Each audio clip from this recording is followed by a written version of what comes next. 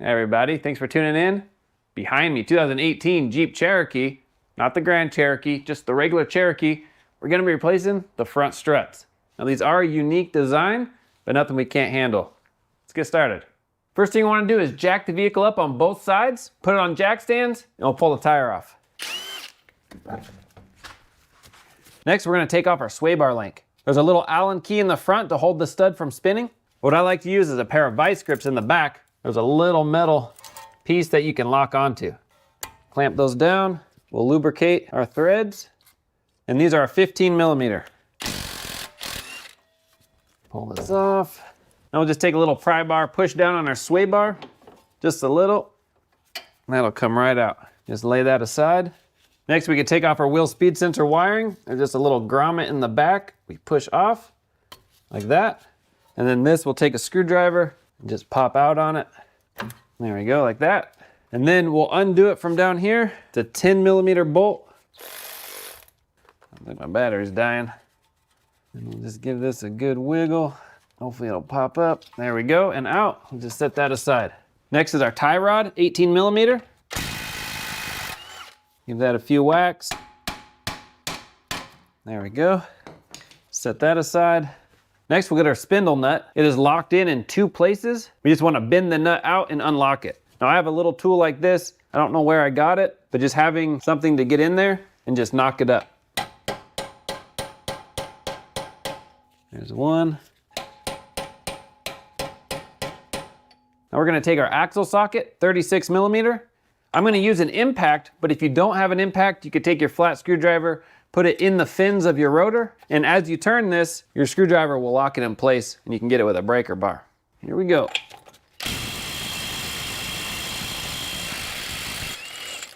Whew, got it. Now we'll make sure our axle can move freely in the hub. That moves pretty good. Now let's take our brakes off. With our tie rod removed, we can freely move our knuckle and get perfect access to our back bolts. Now we're not taking off the caliper, we're taking off the whole bracket with the pads and everything. Now we'll take a flat screwdriver, put it in between the caliper and the rotor, and then we'll just pull towards ourselves. Just a little. There we go. That'll suck in our caliper piston just a little, and that'll make putting it back on that much easier.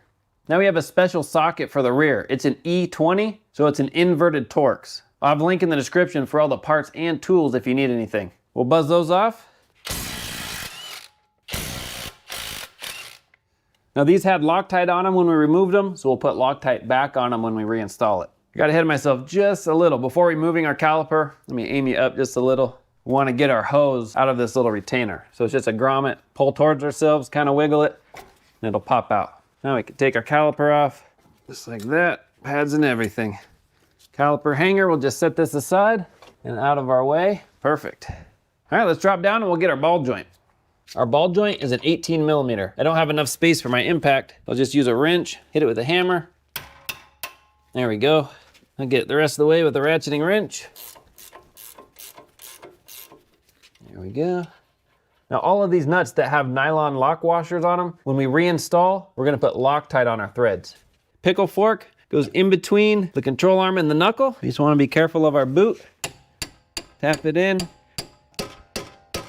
And this will wedge it and pop it loose.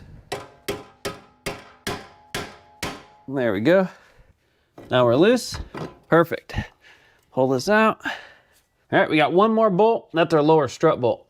It is an inverted Torx E16 or an 11 millimeter box end or a 7/16 box end. Whatever you have, we'll put that on one side to hold it. The other side is an 18 millimeter. That should slide through pretty easily. Just like that. Now let me back you up so you can get a better view.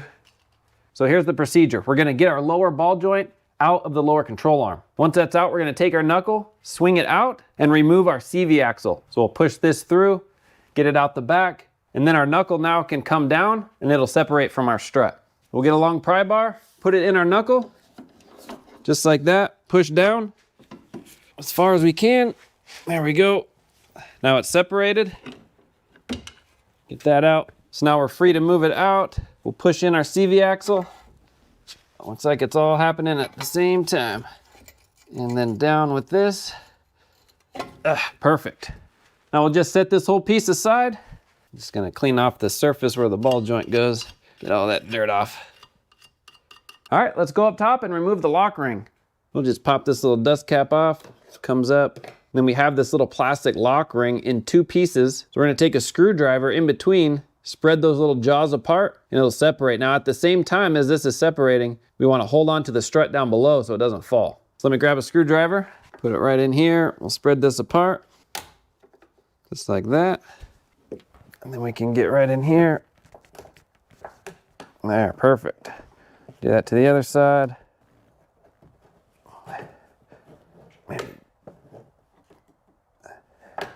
There we go. Get in here like that. There, perfect. Now we just pop this off just like that. We won't be reusing these. Set those aside and we'll pull out our strut. All right, we want to take our new strut, line it up with our old strut, and just make sure we got the right part. There is a left and a right, so also make sure you have the right side going in. Now comes the hard part. I've tried different ways of getting the strut back in, and this is the easiest method I've found. We're gonna take our jack, get it next to our control arm, and just jack it up just lower than our lower control arm is sitting. And we'll just leave that there. Then we'll take our knuckle, and we'll preload the strut into the knuckle. So just like this, it should slide in pretty smoothly. Might have to wiggle it a little, but it'll drop in. Once we get it far enough in, we'll put our bolt through. Just like that. Put the nut on the other side, just a few threads so our bolt doesn't come back out. All right, let me reposition you.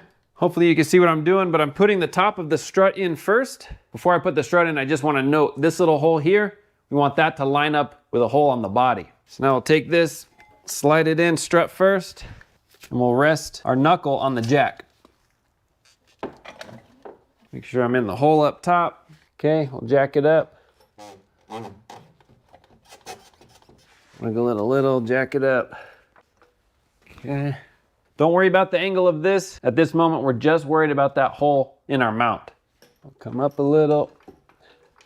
We'll keep coming up. Let me bring you up top. Now, pushing up on our jack, should get enough room. We're gonna use our old one just to hold it in place for us. Now the jack does want to move out from underneath, so I have 1 foot holding the jack from moving, and then I'll take a hammer on the other side and tap it to lock it. Now these are the old ones, so they don't have to be locked in all the way. You just need the strut to be held in place. Just want 1 tooth on this side to lock. There we go. There, so we got some teeth on either side locked in place. Now we can release jack pressure and that should hold. Perfect. Okay, let's finish up down below. I'm gonna tell you, that's not easy. I'm gonna just take some of this grease, put it back on the splines. It's nice how they do that from the factory. If you don't have any grease or your grease just isn't good enough to put back on the splines, you can put your own grease or anti-seize. I'll put our CV axle back in, just like that. Back in the splines. Okay, perfect. Straighten that out. There we go. Just get those splines started. I'll put the pry bar back in the lower control arm. We can pry down on it and get our ball joint back in. There we go. Once our ball joint's back in, we're pretty home free. Nice. Let me re-angle you a little. We'll tighten up our lower ball joint first. Because this is a lock nut, we're going to put a little Loctite on the bottom. Just like that. Tighten it up.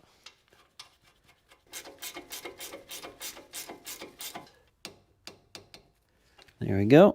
Let me reset you up. We'll put our brake caliper back on. And we'll throw a Loctite on our bolts ahead of time. Set them aside. Get the caliper. Make sure our brake hose isn't twisted. Throw it on like that. Put our bolts through.